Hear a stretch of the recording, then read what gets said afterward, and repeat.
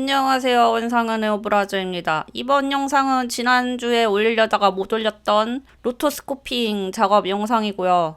로토스코핑은 전에도 한번 설명하긴 했는데 저 이번에 또 다시 한번 설명을 드리겠습니다. 물론 아시는 분도 계시겠지만 로토스코핑은 실사 영상 위에다가 다시 그대로 그림을 그려서 애니메이션처럼 만드는 그런 기법인데요. 프레임 하나하나 다 손으로 다시 그린다? 뭐 그렇게 보면 됩니다. 나름 시간이 꽤 드는 노가다 작업입니다. 하여튼 그거를 평소에 예전에 했던 방식과는 다르게 프로크리에이트 드림즈에서 쉽게 할 수 있을 것 같아서 그럼 이거를 여기서 해봐야지 해서 내가 생각하는 대로 돼서 작업을 하긴 했는데 역시 너무너무 오래 걸렸다. 너무 오래 걸렸던 작업이고 그래도 뭐 재미가 있었나?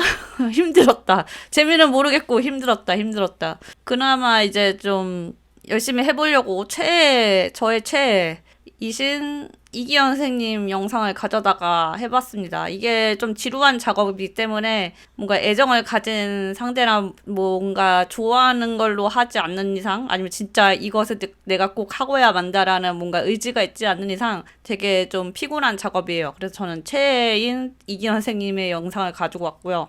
우선은 작업을 하기 전에 기존에는 어떻게 했는가 프로크리에이트를 쓰기 전에 나는 어떻게 로토스코핑을 했는가 보면은 우선 소스 촬영을 합니다. 소스 촬영은 뭐 이것도 마찬가지고 로토스코핑을 하려면은 원래 소스가 필요해요. 그 기본이 되는 영상, 실사 영상이 필요합니다. 그래서 전에 이거 이제 타이틀로 만들려다가 안 쓴 영상이긴 한데 이날 이제 이 작업은 스파클링 와인을 따는 이게 들어가는 애니메이션이기 때문에 제가 가는 단골바에서 사장님한테 부탁해가지고 따는 거를 촬영을 했어요.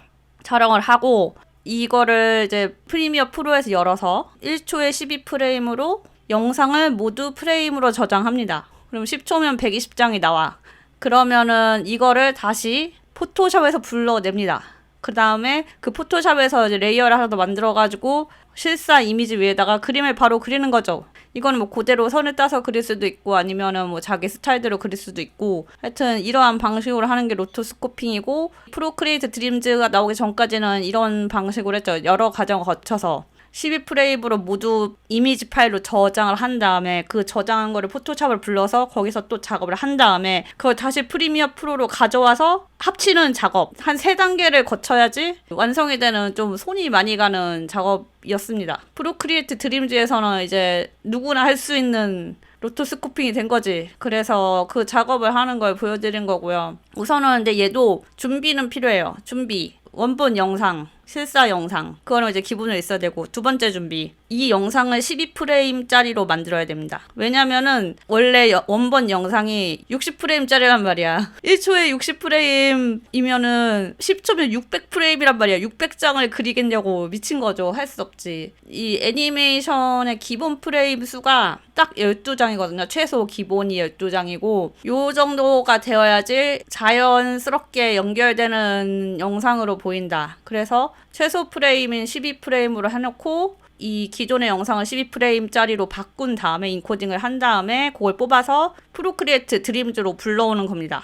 프로크리에이트 드림즈 이제 새로운 작업 9:16으로 이렇게 길쭉한 사이즈로 했기 때문에 그걸로 열어가지고 그리고 이 작업 프로젝트 파일의 제목을 누르면은 이 안에 속성으로 들어가게 되는데 그 속성에 들어가서 얘를 12프레임으로 바꿔놔야 합니다. 왜냐면은 기본 소스가 12프레임이고 우리는 1초당 12프레임만 애니메이팅 할 거기 때문에 12프레임을 같이 맞춰놔야지 제대로 작업을 할 수가 있습니다. 12프레임짜리로 인코딩한 영상을 여기다 착 넣고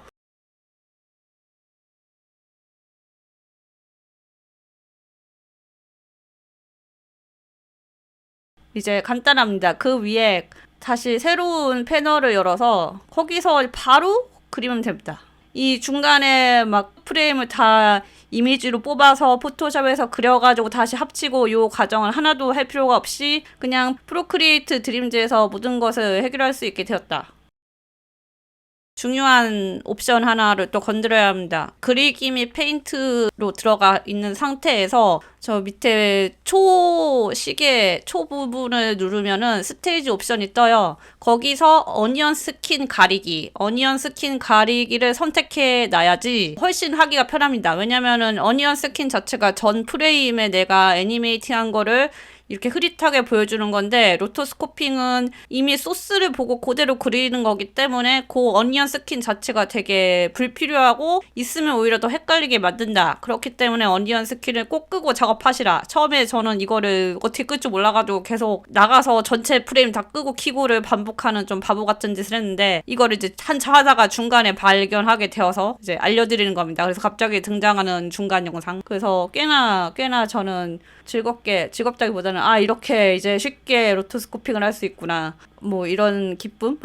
저는 그냥 좀 심플하게 하려고 이기현 선생님은 그냥 흑백으로 다 그려버렸고요. 총 40시간이 걸렸어. 어렴풋이 계산해봤는데 40시간 걸렸더라고요. 그 정도 걸릴 줄 알았어. 왜냐면은 지난번 영상에 내가 28시간 더 걸릴 거라고 했는데 딱 28시간 더 걸렸습니다. 그래서 손가락 뽀사지게 작업을 하고, 그리고 이 작업의 좀 단점이 뭐냐면은 내가 생각해서 그리는 게 아니고 따라 그리는 거잖아요. 그래서 좀 지루해. 단순 노동이고 지루해서 하다가 자꾸 졸 때가 있어. 하면서 몇 번 졸았어. 너무 졸려가지고. 이게 그냥 내가 애니메이팅 하는 거면은 요거를 이렇게 애니메이팅을 해야겠다, 요거를 이렇게 움직여서 이런 거를 그려야겠다, 막 이런 머리를 쓰면서 작업을 하지만은 로토스코핑은 약간 뇌 빼고 하거든요. 그냥 무지성 작업이어서 그냥 그리는 거잖아. 그냥 그대로 따라 그리는 거잖아. 이거는 진짜 누구든지 다 할 수 있다고. 이거 선 따라 그리는 거 다 할 수 있습니다. 지금 이 영상을 보고 계시는 분 하실 수 있습니다. 정말 누구나 할 수 있는 작업이지만 그래서 좀 지루해질 수가 있고 생각보다 오래 걸린다. 그래서 40시간 걸려서 했어요. 내가 이거 하면서 40시간 걸려서 이거 할 일이냐라고 생각했지만은 뭐 어떻게 시작했는데 이게 막 3초, 4초 하고 올리기에는 너무 짧잖아. 그래서 한 10초는 돼야 하는데 이제 노래가 끊기는 마디 구조상 9초에다가 4프레임 추가가 딱 됐다. 그 정도면은 한 10초 가까이 되면은 뭐 그럭저럭 뭐 짧게 막 이런 걸 했구나 볼만한 거죠. 그러면 이제 9초에 4프레임이니까 9 곱하기 12는 108프레임에 108프레임 더하기 4는 112프레임을 그렸고요. 총 112프레임을 그렸는데 이게 기현님 그 메인 그 형태가 112프레임이고 그 배경도 다 따로따로 다 칠했기 때문에 플러스 112가 더 들어가. 그러면은 224장을 40시간 걸려서 그려서 완성한 것입니다. 뭐 할만하다면 할만했고, 다시는 당분간은 안 할 듯. 사실 그때 약간 처음에 시작할 때 미쳐가지고 이거를 9초가 아니고 한 18초 정도로 잡았어요. 미쳤나 보지? 그럼 여기서 40시간 더 추가되는 거잖아. 그러면은 언제 완성하는 거야? 그래서 저번에 생각해보니까 처음에 옛날에 로토스코핑 작업할 때 한 2주씩 잡아서 한 게 그래서 그랬었던 거지. 그전 작업들은 이렇게 형태가 풀로 나오는 게 아니고 손만 나오던지 막 이런 식으로 해가지고 좀 단순했단 말이지. 근데 이거는 얼굴부터 몸부터 팔부터 막 이 표정까지 다 나오니까 이거를 신경 쓰면서 하느라고 더 오래 걸렸다. 하여튼 쉽지 않은 작업이었다. 생각보다 쉬운데 쉽지 않았다. 신경 쓸 게 많기 때문이죠. 그래서 재미는 있었어요. 재미가 있었나? 하다 보니까 약간 오기 생기는 거 있잖아. 이거 어떻게든 끝내고 만다. 내가 이거 9초짜리 이 시간으로 끝내가지고 이 영상 올리고 만다라는 이런 오기로 좀 완성한 게 있기도 하죠. 뭐 그런 거라도 있어야지. 저는 좀 펜 잡을 때 너무 세게 잡는 나쁜 버릇이 있어서 좀 그렇긴 한데, 오래 그리다 보면 이렇게 가운데 손가락 이 옆에 연필 굳은 살 베기는 그 부분 거기 이렇게 빨개지고 그래가지고 힘을 빼고 그리는 방법을 모르겠어. 그래서 손가락이 아프고 좀 중간중간 잘 쉬면서 해줘야 되는데 별로 잘 쉬는 방법 몰라서 힘들었습니다. 계속 짐 빠지게 작업한 거죠. 빡그림 빡 작업하고 나서 그 다음에 힘들어 그리고 바로 쓰러져 자고 이거를 반복했어. 이걸 하면서 내가 왜 굳이 이렇게까지 로토스코핑을 보여주겠다고 이렇게까지 해야 되는 거지? 그리고 또 이 문제가 뭐냐면은 체를 가지고 그리기 시작하니까 더 대충 할 수가 없는 거지. 기왕 체를 그리는 거 좀 노력을 해가지고 좀 잘 만들어 보자. 근데 이제 하면 할수록 이렇게 기운 빠져가지고 생각보다 그렇게 잘 나온 것 같진 않아. 그래도 뭐 완성은 했다. 그래서 이거 작업하면서 뭐 이것저것 다 영상 같은 거 틀어놓고 작업을 하는데 어저께는 이제 막판 작업을 하면서 넷플릭스 틀어가지고 못 봤던 거 보고 뭐 보고 싶었던 영화도 보고 막 이런 식으로 했는데 영화들은 다 별로 재미가 없었고 그리고 빌라의 저택의 유령이 이제 중반부 넘어가니까 재밌어지더라고요.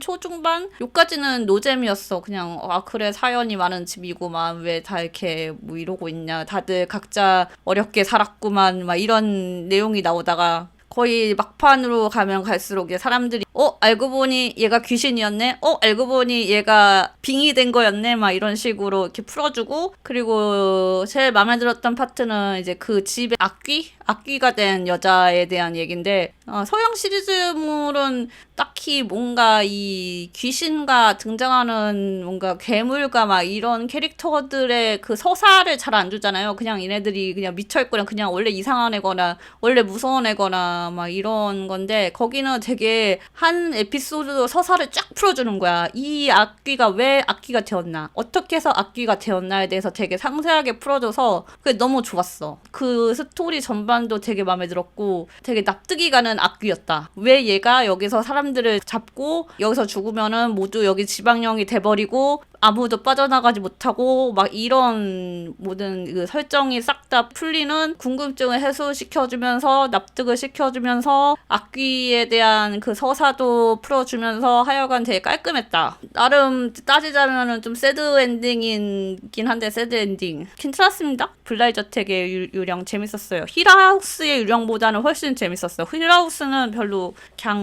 되게 그랬고 그 다음에 블라이 저택은 재밌고 원래 이 작가 작업 중에서는 역시 어셔가의 몰락이 최고 재밌죠. 내가 보라고 이렇게 여기저기 말하고 다니지만 아무도 보지 않는 어셔가의 몰락. 그리고 이거하고 또 찜해놓은 것 중에 코펜하겐 카우보이라고 이런 걸 봤는데 이거는 진짜 이상해. 정말 뭐라고 말할 수 없이 이상해. 와 이런 거를 돈 받고 찍는다고? 와 이런 거 찍는데 돈을 준다고? 대박인걸? 라고 생각될 정도로 되게 말도 안 되는 드라마였는데 호불호가 엄청 갈려서 불호가 훨씬 많을 것 같다. 근데 저는 따지자면 호 쪽이고요. 이게 다크 히어로물인데 설정이 모든 게 어이가 없고 다 급전개고 연출도 되게 이상하고 되게 뮤직비디오 같은 장면도 많고 막 그 컬러랑 미장센 같은 거는 되게 예쁘게 그 감각적으로 한 약간 패션 잡지처럼 해놓은 장면들이 많아서 그건 좋긴 한데 그거 빼놓고 우선 여주가 되게 빼짝마르고 작은 여자인데 되게 세. 완전 개센 애야. 그래서 막 깽단도 접할 수 있는 막 그런 말도 안 되는 개센 캐릭터고 걔는 막 태어난 것도 되게 신비로워. 어떻게 태어났는지 모르고 갑자기 갑툭튀 해가지고 죽으라고 냅뒀는데 죽지도 않고 막 걔한테 젖을 물린 여자가 죽고 막 갑자기 걔가 사람을 살리고 하여튼 되게 이상한 존재야. 걔가 뭐 어디 팔려갔다가 이제 거기 탈출하면서 막 복수를 하고 다니고 자기 도와준 사람을 위해서 또 무슨 짓을 하고 나쁜 짓을 하고 다니면서 나쁜 짓을 하지만은 또 누구를 돕기 위해서 뭐 나쁜 짓을 하고 그런 내용인데 진짜 이상해. 어떤 급발진이냐면은 거기서 이제 중간에 여자애가 중국집에다가 갑자기 임신한 여자가 들이닥쳐가지고 거기서 애를 낳아.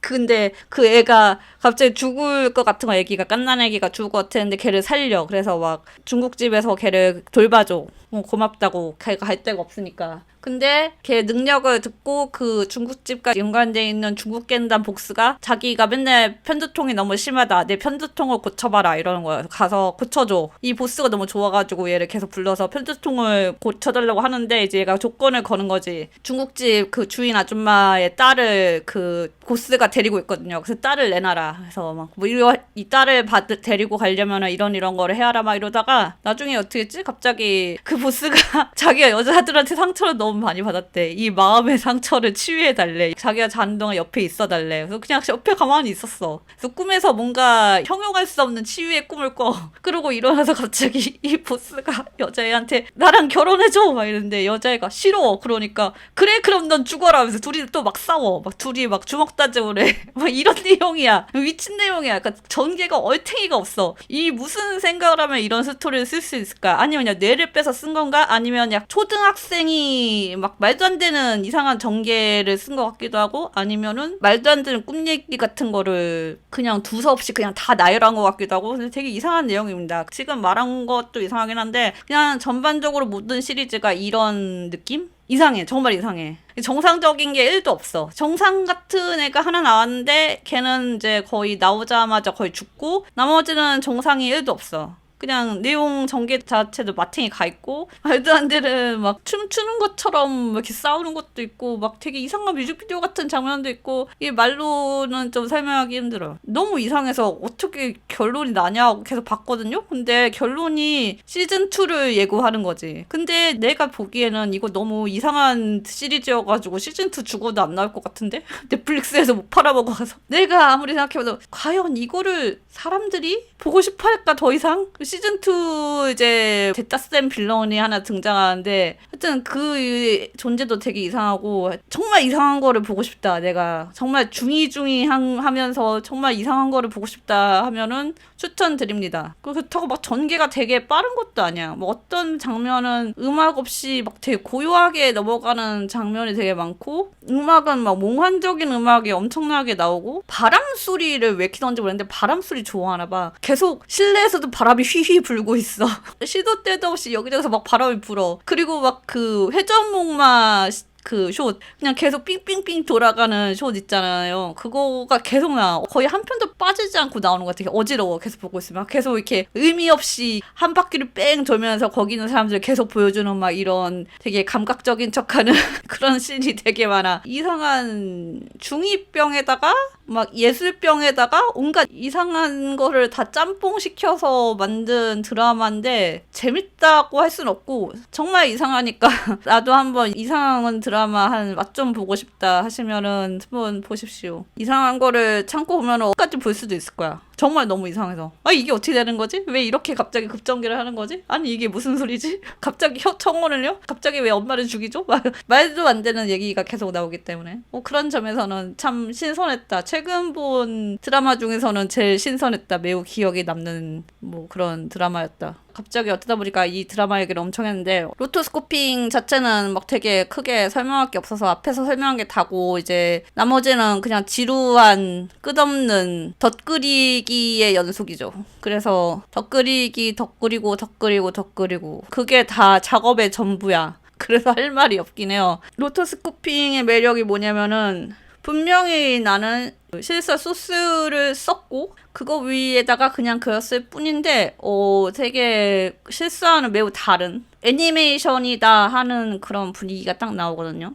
로토스코핑 작품 중에 추천드리는 작품은 최근 작품 중에 제일 유명한 거는 그 러빙 빈센트라고 빈센트 반 고흐 영화 이런 건데 유화로 로토스코핑한 걔 도라방스 작업에서 저는 솔직히 못 보겠어요. 보면 토할 것 같을 것 같아. 듣기로는 10년 걸렸다. 제작 기간 10년이었다. 그렇고 저는 로토스코핑 아기 때 보고 제일 좋아했던 거가 리처드 링클레이터 감독의 웨이킹 라이프인데 뭐라고 해야 되나? 내용은 재미가 없어요. 내용은 좀 철학적이어서 재미는 없어. 그냥 꿈에서 여기저기를 떠돌아 다니면서 뭔가 인생에 대한 얘기를 듣는 그런 느낌의 내용인데 그래서 몇 번 봤는데도 내용이 기억이 안 나.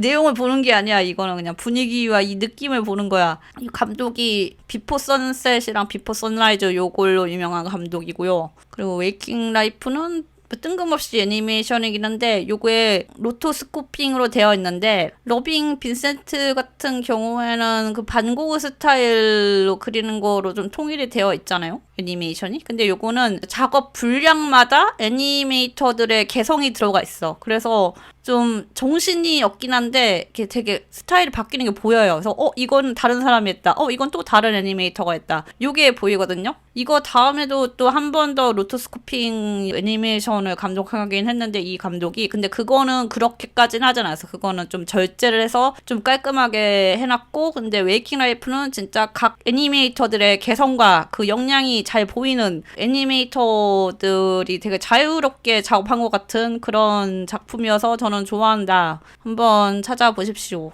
근데 모르겠어. 근데 인기 있는 영화도 아니고 2001년에 나온 영화여가지고 먹어서 볼 수 있나? 그렇다는 겁니다. 그래서 어쨌든 9초짜리를 40시간 걸려서 완성을 했다. 사실 어려운 방법은 아니니까요. 누구나 시간이 많고 인내심이 있으면은 할 수 있다. 추천을 드립니다. 한번 해보십시오. 10초 만들기가 얼마나 힘든지 깨닫게 해주는. 아니, 원래 애니메이션이 이런 거죠? 한 프레임 한 프레임씩 애니메이팅 하는 거니까 뭐 스톱모션도 그렇고 그냥 일반 2D 드로잉도 결국 이렇게 한 땀 한 땀 그리는 것이기 때문에 뭐 그걸 생각하면은 쉬운 작업이다. 그냥 실사를다가 바로 이렇게 그리면 되는 거니까. 하여튼 그렇습니다. 그러면은 다음 주에 보겠습니다. 안녕.